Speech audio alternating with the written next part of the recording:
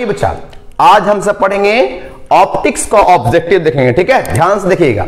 पहला क्वेश्चन आज का बच्चा, radius of curvature of plane mirror is, मतलब प्लेन मिरर का रेडियस ऑफ कर्वेचर क्या होता है। तो सुन बबुआ, प्लेन मिरर एकदम प्लेन होता है तो इसका रेडियस क्या होगा, बहुत बड़ा। इसका कर्वेचर क्या होगा, बहुत ही बड़ा होगा। तो क्या कहलाएगा, प्लेन मिरर का रेडियस ऑफ कर्वेचर क्या होगा बबुआ, कह रहा है भाई 0 होगा, इनफाइनाइट होगा, 5 होगा, -5 बुआ इनफाइनाइट होगा। क्या होगा, इनफाइनाइट। कैसे बच्चा, हमें पता है कि प्लेन मिरर प्लेन होता है, इसका कर्व जो बनेगा बहुत दूर इन्फिनिटी पे जाके कर्व बनेगा, तो इसका रेडियस ऑफ कर्वेचर क्या होगा, इनफाइनाइट होगा। तो ऑप्शन क्या मारेंगे, ए मारेंगे कि बी मारेंगे कि सी मारेंगे, तो मारेंगे बी। सही है। अब कह रहा magnifying power of magnifying glass of power बायोडायोप्टर, कह रहा बच्चा मैग्नीफाइंग ग्लास का, है ना, कह रहा मैग्नीफाइंग ग्लास का जिसका पावर है बायोडायोप्टर, उसका मैग्नीफाइंग पावर क्या होगा। सवाल है magnifying power of magnifying glass. कोई मैग्नीफाइंग ग्लास है मतलब सिंपल माइक्रोस्कोप और क्या। अरे मैग्नीफाइंग ग्लास मींस क्या हो गया, सिंपल माइक्रोस्कोप। कह रहा सिंपल माइक्रोस्कोप बोलो या मैग्नीफाइंग ग्लास का जिसका पावर क्या, बायोडायोप्टर है, उसका मैग्नीफाइंग पावर क्या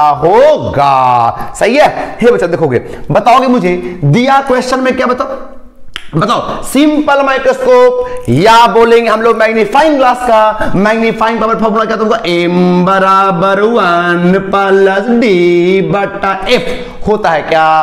सिंपल माइक्रोस्कोप या मैग्नीफाइंग ग्लास का मैग्नीफाइंग पावर का फॉर्मूला क्या होता है, वो m बराबर 1 प्लस डी बटा एफ होता है क्या। तो d क्या है, L least distance of distinct vision. d यहां पर क्या बचा, least distance of distinct vision, जिसका वैल्यू क्या होता है, d का वैल्यू क्या होता है 25 सेंटीमीटर बोलो, होता है क्या, बिल्कुल। और आपको क्या दिया है, पावर दे रखा है, कितना दिया वो बायोडायोप्टर, तो पावर बराबर क्या होता है 1/f बराबर कितना दिया 12 बोलो, दिया है क्या। अरे पावर दे रखा है बायोडायोप्टर, तो P बराबर 1/f होता है और वैल्यू क्या दिया है 12 बोलो, सही है। चलो ठीक है, अब वैल्यू रखिए इस पे, बोलो m बराबर क्या बच्चा 1 प्लस d का वैल्यू 25 है तो सेंटीमीटर है हुआ, तो क्या लेंगे हम लोग, सेंटीमीटर को मीटर में करेंगे, सबको हम सब SI में रखते हैं। सही है। आओ जी, तो सेंटीमीटर को मीटर में करोगे तो क्या होगा, 25 गुना 10 के -2 हो जाएगा, यानी 25 गुना 10 के -2। सही है बच्चा। अपॉन 1/f, ध्यान रखिएगा अपॉन करने का जरूरत ही नहीं है, 1/f क्या हो गया 12 इंटू क्या हो गया 12, मतलब m बराबर 1 प्लस 25 गुना 12 बटा नीचे आएगा तो क्या होगा 100 बोलो, होगा क्या ना समझे। 1 तो 1, d का 25 सेंटीमीटर भाव, तो सेंटीमीटर को हमने क्या किया मीटर में क्या बचा, तो 25 गुना 10 के माइनस क्या हो गया 2 हो गया, और वहां f का वैल्यू क्या था 12 था तो रख दिया 12। अब काटो, 25 को 100 हो गया, 4 × 12, 3 + 1 क्या हो गया 4, क्या हो गया 4। सही है। चलिए तीसरा सवाल है बच्चा कि when two converging lens, converging lens किसको बोलते बताओ। अरे कन्वर्जिंग लेंस हम सब किसको बोलते हैं बच्चा, कॉन्वेक्स लेंस को हम सब क्या कहते हैं, कन्वर्जिंग लेंस। करा two converging lens of focal length f, ना दो कन्वर्जिंग लेंस है, दोनों का फोकल लेंथ क्या f है, आर प्लेस्ड इन कांटेक्ट, दोनों को सटा दिया, एक का फोकल लेंथ f दूसरे का भी f और दोनों को सटा दिया भाव, तो करा then the focal length of the combination of lens, दो लेंस को मिला दिया तो कंबाइंड फोकल लेंथ क्या होगा। सुन लो, डायरेक्ट फॉर्मूला याद रखोगे कि कंबाइंड दो लेंस को अगर कांटेक्ट में रखते हैं तो कंबाइंड फोकल लेंथ का फॉर्मूला होता है बच्चा, जब भी दो लेंस को कांटेक्ट में रखेंगे तो कंबाइंड फोकल लेंथ का फॉर्मूला क्या होता है, f बराबर f1 गुना f2 बटा f1 प्लस f2, क्या बुझा, f बराबर f1 इंटू f2 बटा f1 प्लस f2। सही है, बिल्कुल। अब इसको रख दीजिए, f1 कितना है तुम्हारा, f ही तो है, दोनों का फोकल लेंथ सेम कहा है, तो f गुना f बटा f प्लस f मींस क्या f²/2f, मतलब क्या f/2। आपका आंसर क्या बच्चे हुआ, f/2 c हो गया, बोलो सही है। अच्छा जी, अब आगे कहता है when a ray of light inter a glass slab, कोई लाइट है जो ग्लास स्लैब में घुसा, मानने कि ग्लास स्लैब में लाइट घुसा, इट्स वेवलेंथ इज, क्या होगा बताओगे, वेवलेंथ क्या होगा। मेरा बच्चा सुनोगे ध्यान से, मैंने क्या बोला, क्योंकि कोई लाइट है वो लाइट क्या कहां घुसा है, ग्लास स्लैब में। कोई लाइट घुसा है ग्लास स्लैब में, तो आपको पता होगा जब लाइट रे रेयर टू डेंसर में जाता है तो उसका वेवलेंथ क्या होता है, घट जाता है। तो भैया ग्लास स्लैब कैसा है, डेंसर ही तो है। अरे अभी मत कहना आ रहा होगा एयर से बचा, तो ग्लास स्लैब में घुसेगा तो उसका वेवलेंथ क्या होगा, घट जाएगा। तो क्या मारेंगे, इंक्रीज डिक्रीज, डिक्रीज कौन मारेंगे,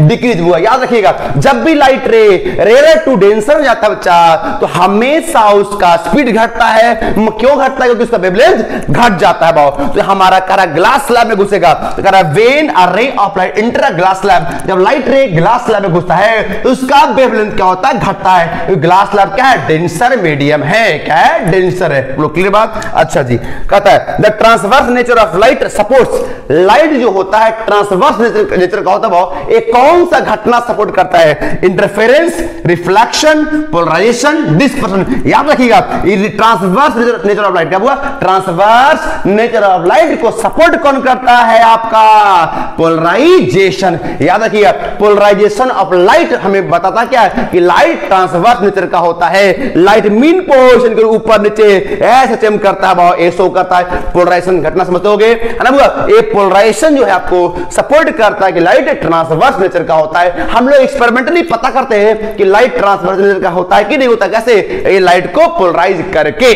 क्लियर बात। चलिए अगला है optical fibre work on the principle of, optical fibre किस प्रिंसिपल पे काम करता है, scattering, refraction, total internal reflection. बिल्कुल TIR पे काम करता है, मतलब क्या, टोटल इंटरनल रिफ्लेक्शन पे काम करता है बच्चा। ऑप्टिकल फाइबर TIR पे काम करता है। अगला है two lens having power 6 dioptre and minus 4 dioptre are placed in contact, the power of combination. सुन रजबू, दो लेंस है, एक का पावर क्या है 6 डायोप्टर है, दूसरे का -4 है, दोनों को सटा दिया। क्या क्या सटा दिया, तो कंबाइंड पावर क्या होगा, याद रख लो कंबाइंड पावर का फॉर्मूला क्या होता है, P बराबर P1 प्लस P2। याद रखना रजबू, जब भी कोई 2 लेंस 3 लेंस 4 लेंस कितना भी लेंस है ना, तीनों चारों को कांटेक्ट में रखोगे तो इक्विवेलेंट पावर क्या होगा, P बराबर P1 प्लस P2 होता है। तो पहला कितना बचा 6 है, दूसरा -4 है, तो क्या होगा 6 प्लस -4 मींस क्या 2 डायोप्टर प्लस की माइनस, प्लस में आया जी। तो ऑप्शन क्या माए 2 डायोप्टर। बोलो क्लियर है। अभी हम सब देखते हैं क्वेश्चन नंबर 8। देखिएगा which of the following is correct for refractive index of mean colour. आपको पता होना चाहिए मीन कलर हम लोग किसको बोलते हैं बच्चा, येलो कलर को हम लोग मीन बोलते हैं ना बुआ। यानी येलो कलर का रिफ्रैक्टिव इंडेक्स होता है उसको हम सब क्या बोलते हैं, मीन रिफ्रैक्टिव इंडेक्स। ठीक है, तो आपको पता होना चाहिए बुआ, जब लाइट का डिस्पर्सन होता है सबसे ऊपर में कौन होता है, वायलेट, बॉटम में कौन होता है, रेड। तो रेड और वायलेट का जो मीन निकालेंगे, एवरेज निकालेंगे, उसी को हम सब क्या बोलेंगे बुआ, मीन रिफ्रैक्टिव इंडेक्स। तो बताओ मुझे मीन रिफ्रैक्टिव इंडेक्स कैसे करेंगे बुआ, म्यू भी प्लस म्यू आर बटा 2। भाई वायलेट ऊपर में है, रेड नीचे में है, तो उसका मीन क्या होगा, दोनों का रिफ्रैक्टिव इंडेक्स जोड़ करके दूसरे मार देंगे, भागा। तो क्या कहलाएगा, मीन रिफ्रैक्टिव इंडेक्स। तो आपका ऑप्शन क्या होगा, म्यू बराबर म्यू भी प्लस म्यू बटा 2।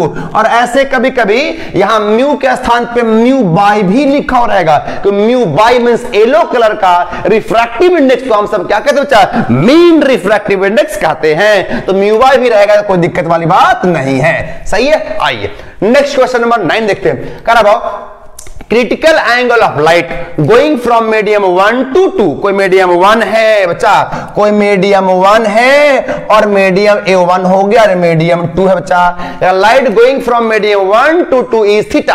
कह रहा हुआ कि the critical angle of light, कोई लाइट का critical angle going from medium 1 से 2, कोई मीडियम 1 से 2 जाता है तो क्रिटिकल एंगल क्या बनता है बुआ, थीटा। कह रहा बुआ आपको पता होना चाहिए क्रिटिकल एंगल का फॉर्मेशन कब होता है, जब R बराबर 90, क्या R बराबर 90 होगा तभी आपका क्रिटिकल एंगल बनता है। तो हे मेरा बच्चा, अब देखो सिंपल सी बात है, मैं आपको दिखाता हूं। मान लो डेंसर मीडियम से जाता हुआ है ना, ये म्यू1 है, इसका रिफ्रैक्टिव इंडेक्स मान लो म्यू1 है, इसका रिफ्रैक्टिव इंडेक्स क्या हुआ, म्यू2 होगा। लाइट रे गया होगा ऐसे हुआ और जाने के बाद जब तक इंटरफेस पे ना जाएगा तो क्रिटिकल एंगल फॉर्मेशन नहीं होगा। तो बताओ इस केस में R क्या होगा, आर होगा आपका 90, लेकिन एंगल ऑफ इंसिडेंस क्या कहलाएगा इस केस में, आई बराबर कहलाएगा सी, और सी का वैल्यू क्या दे रखा है, थीटा। बोलो सही है। मींस क्रिटिकल एंगल कब होता है बुआ, जब आई बराबर क्या हो जाए, आई को हम लोग सी कहते हैं बच्चा, और उसका वैल्यू क्या दिया, थीटा। और क्रिटिकल एंगल का फॉर्मेशन कब होता है बताओ, जब आर बराबर क्या हो, 90 हो। आर बराबर क्या हो, 90 हो। तो मैं लिख दिया आर बराबर भी क्या लिखे बुआ, 90। बोलो सही है, बोलो क्लियर। अब आगे पढ़ते। The speed of light in medium 1 कहता हुआ, the speed of light in medium 1 is v। कारण मीडियम 1 में, इस वाले मीडियम में लाइट का स्पीड क्या माना बच्चा, v1 माना है, v1 नहीं सॉरी v माना हुआ।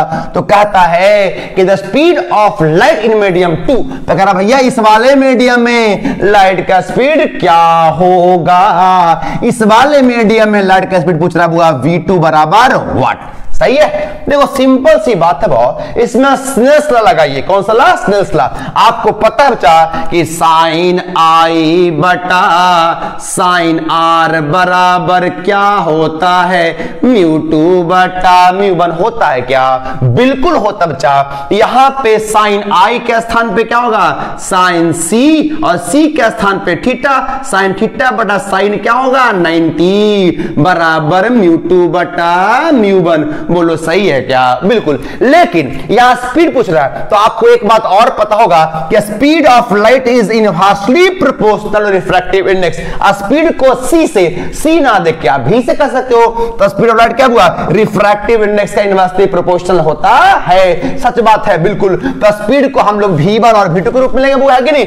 इस वाले मीडियम स्पीड को क्या, v1 को क्या मान लिया, v मान लिया, और v2 हमें निकालना है। तो हम लिख सकते हैं, बताओ म्यू 2 के स्थान बताओ साइन थीटा बटा साइन टी कितना होता है, 1 होता है। तो म्यू 2 को हम लोग क्या लिख सकते, बोल सी इज इनवर्सली प्रोपोर्शनल म्यू होता है, यानी म्यू बराबर या म्यू इज इनवर्स टू क्या होगा, सी हो जाएगा वो। अरे म्यू को ऊपर ले गया, सी को नीचे लाया, सी को हम सब भी लिख सकते हैं, यानी म्यू इज इनवर्सली प्रोपोर्शनल भी। अरे सी बोलो या भी लो, बात क्या सेम है। यहां पे स्पीड का क्या माना हुआ, भी माना है। सही है, आओ जी। तो साइन थीटा म्यू 2 के स्थान पे क्या लिखोगे, 1/v2, और म्यू 1 के स्थान पे क्या, 1/v1। बोलो सही है। तो साइन थीटा बराबर क्या होगा, v1 बटा v2।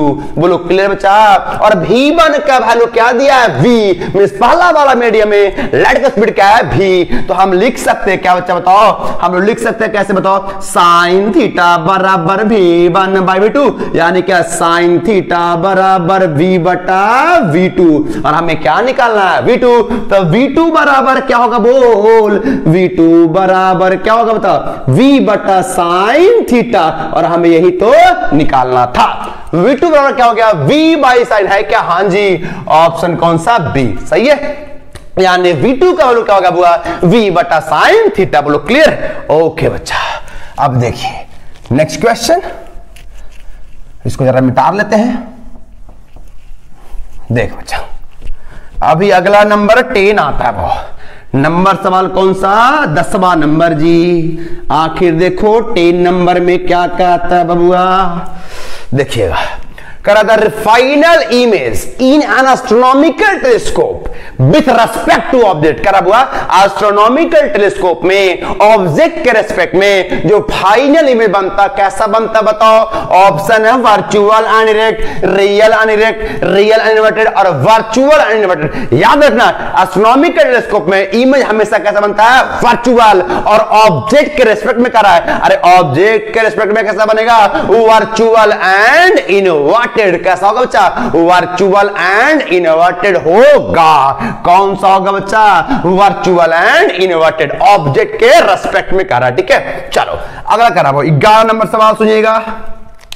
Which of the following is correct for astronomical telescope? करा बच्चा एस्ट्रोनॉमिकल टेलीस्कोप के लिए कौन सा ऑप्शन क्या है, सही है। देखो A4 और A3, A4 मींस क्या होता है, focal length of objective lens. FE means क्या हो गया, फोकल लेंथ ऑफ क्या, आई पीस। तो आपको याद होगा बुआ, टेलीस्कोप में क्या होता है, आंखियां क्या होता है, छोटा, और ऑब्जेक्ट क्या होता है, बड़ा। किसमें, एस्ट्रोनॉमिकल टेलीस्कोप में आपने देखा होगा ऑब्जेक्ट की ओर क्या होता है, बड़ा, और आंख दाने छोटा। इसे देखता ना है घुमा घुमा के भाव, या ऐसे भी, या ऐसे घुमा घुमा के देखता है इधर के, तो ये हो गया आंख तरफ छोटा, मिस ऑब्जेक्टिव तरफ क्या होगा, बड़ा, और आईपीस का फोकल क्या होगा, छोटा। ऑब्जेक्टिव का ऑब्जेक्ट बाहर रहता है, आंख तरफ आईपीस, आईपीस का फोकल कम, और ऑब्जेक्टिव क्या होता है, ज्यादा। मिस ऑब्जेक्टिव का फोकल क्या होगा, आईपीस से क्या होगा, ज्यादा। तो ऑप्शन कौन सा होगा, एफ होगा, और एफ नहीं होगा, एफ ग्रेटर क्या होगा, एफ ही राइट है, बिल्कुल सही बच्चा। आगे कहता है the equivalent focal length, क्या बचा, the equivalent focal length of two lens in contact having power -15 dioptre and 5। कह रहा बुआ कि दो गो भाई लेंस है, दो क्या बुआ लेंस है, एक का आर्क लेंस इन कांटेक्ट में, दोनों लेंस है, पहला का पावर क्या -15 है, दूसरे क्या बुआ +5 है, और दोनों को सटा दिया, दोनों लेंस का क्या सटा दिया। तो कहता भाइयों इक्विवेलेंट फोकल लेंथ क्या होगा, कब, जब दोनों लेंस है और एक लेंस का पावर -15 है, दूसरे का 5 है, दोनों लेंस को सटा दिया, तो इक्विवेलेंट पावर क्या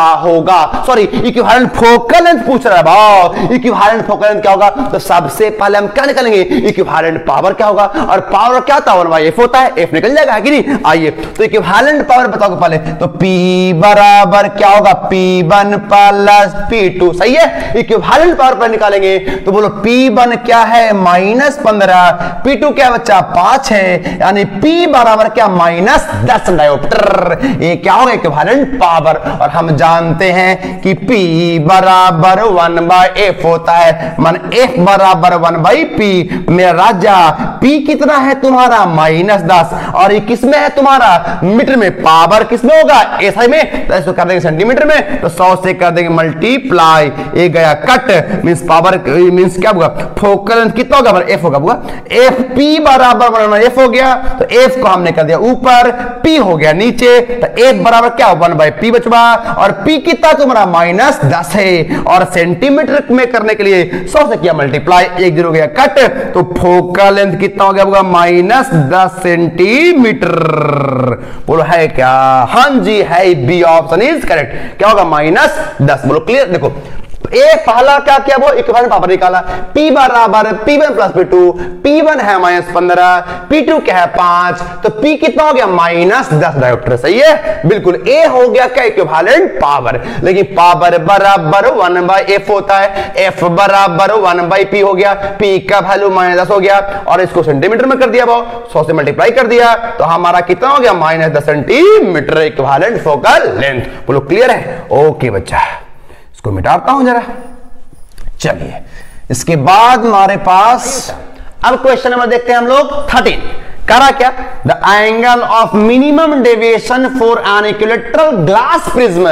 करा भाव एक इक्विलैटरल ग्लास प्रिज्म है, उसका मिनिमम डेविएशन कितना है, 30 डिग्री, माने minimum angle of deviation of equilateral glass prism is कितना, 30। मिस दिया क्या बच्चा, दिया है क्वेश्चन में क्या, डेल्टा m बराबर 30 degree, minimum angle of deviation. कैसा ग्लास प्रिज्म हुआ, इक्विलैटरल ग्लास प्रिज्म है, यानी एंगल कितना बनेगा आपको, 60 का, कितना हुआ 60 का। इसमें एंगल ऑफ प्रिज्म भी कितना होगा आपका, 60 होगा, एंगल ऑफ प्रिज्म भी कितना होगा, 60 होगा।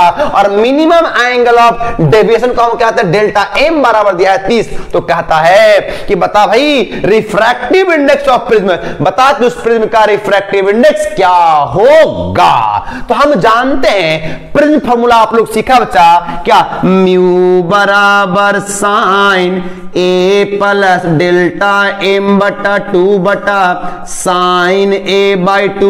बोलो होता है क्या, ये आपका क्या है, प्रिज्म फार्मूला है। यहां पे a का वैल्यू पता है, डेल्टा m पता है, पुट कर दो तो बोलो क्या हो जाएगा आपको, साइन होगा, a का वैल्यू 60 है, डेल्टा m तुम्हारा 30 है बटा 2 है, अपॉन साइन क्या 60 बटा 2 है।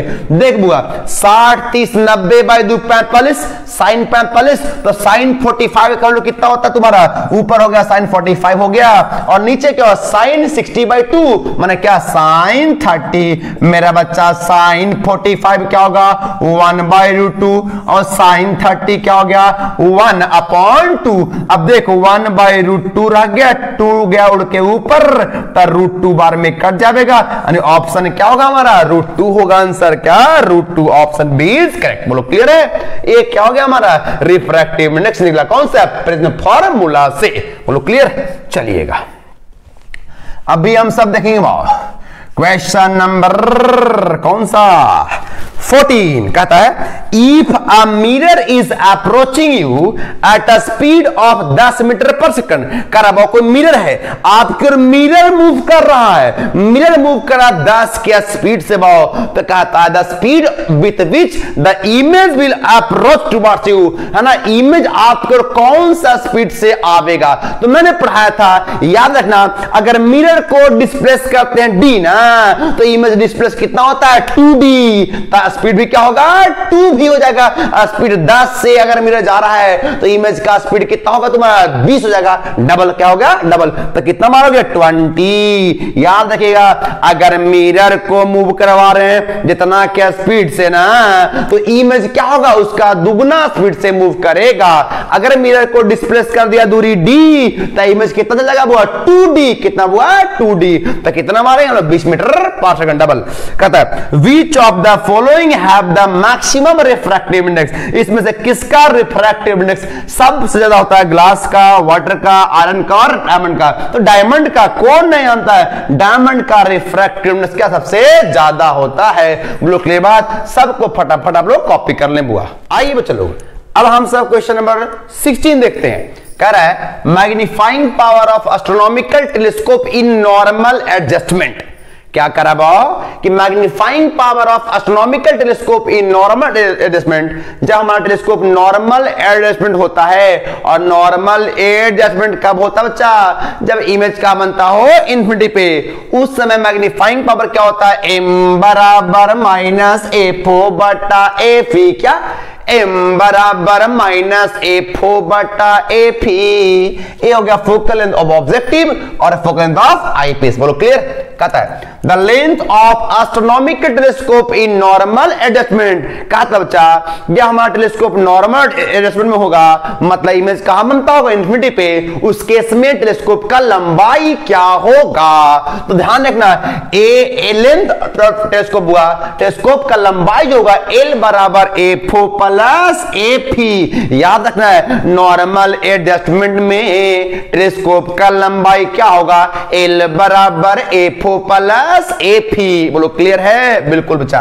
अगला कह रहा है कि the amplitude ratio of two source producing interference is, कह रहा एम्पलीट्यूड का रेशियो दे रखा है क्या 3:5, माने लाइट वेव का क्या हो रहा है इंटरफेरेंस, और उस दोनों लाइट वेव का एम्पलीट्यूड का रेशियो दे रखा है 3:5। मतलब क्या दिया ए, पहला वाला का एम्पलीट्यूड ए, दूसरा का बी, ए बटा बी बराबर क्या दिया 3/5। मींस दोनों लाइट वेव का जो एम्पलीट्यूड का रेशियो क्या बचा 3:5। तो कहता है भाई कि the ratio of intensity at maximum and minimum, तो कहता है भैया बता मैक्सिमम इंटेंसिटी और मिनिमम का रेशियो क्या होगा। मैक्सिमम इंटेंसिटी और मिनिमम इंटेंसिटी का रेशियो क्या होगा, मतलब निकालना है क्या बच्चा आई मैक्स बटा आई मीन बराबर व्हाट। याद होगा आपको आई मैक्स बटा आई मीन का फॉर्मूला होता है कि ए प्लस बी का होल स्क्वायर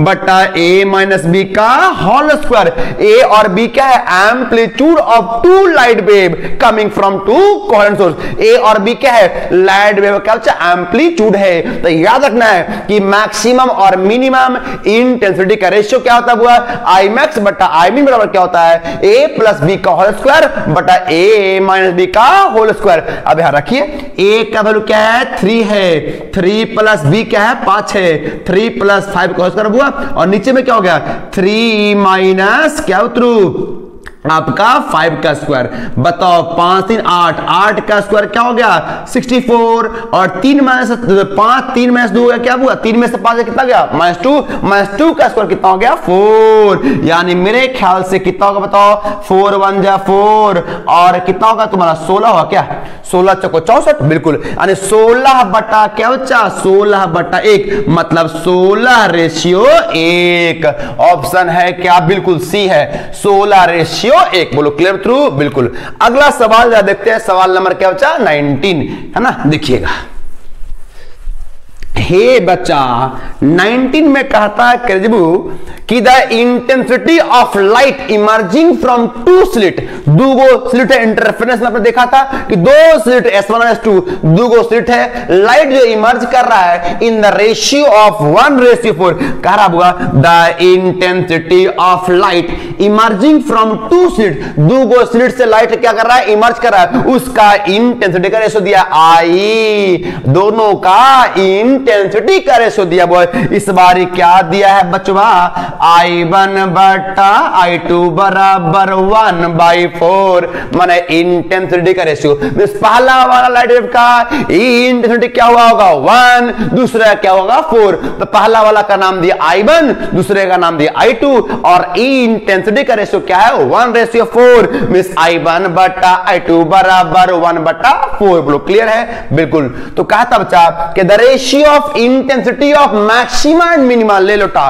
कहा था कि मैक्सिमम और मिनिमम इंटेंसिटी का रेशियो क्या होगा। पिछले बार में I max बटा I min निकालना था, लेकिन एम्पलीट्यूड दे रखा था, इस बार क्या दिया, दोनों का इंटेंसिटी दे रखा है। तो याद रखना फॉर्मूला इसके लिए हुआ I max बटा I min, जो होता है इन टर्म्स ऑफ इंटेंसिटी, वो क्या था इन टर्म्स ऑफ एम्पलीट्यूड था भाव। अब इन टर्म्स ऑफ इंटेंसिटी क्या होता है, √I1 प्लस √I2 का होल स्क्वायर बटा √I1 माइनस √I2 का होल स्क्वायर होता भाव। In terms of intensity I max बटा I min आपका ये होता भाव। अब √I1 का वैल्यू क्या, I1 है 1, I2 क्या लेना है 4, तो √I1 का होगा 1 प्लस रूट क्या I2 मींस क्या 4, तो √4 का वैल्यू क्या होगा 2, 1 + 2 का स्क्वायर अपॉन √I1 क्या होगा 1, √I2 का वैल्यू क्या होगा 2, 1 - 2 का होल स्क्वायर, माने क्या 2 + 1 3, 3 का स्क्वायर 9, और -1 का स्क्वायर क्या होगा 1 होगा, यानी 9:1। तो आपका ऑप्शन क्या होगा वो B 9:1। लोग क्लियर है। अगला कहता कि the beat of interference fringe, कहता जो फ्रिंज होता है, इंटरफेरेंस फ्रिंज होता है, उस फ्रिंज का मोटाई क्या होता है, तो बीटा बराबर क्या होता है, सब जानता है λd/d। क्या होता है बच्चा, λd/d होता है, क्या मतलब λd/d होता है। बोलो क्लियर है।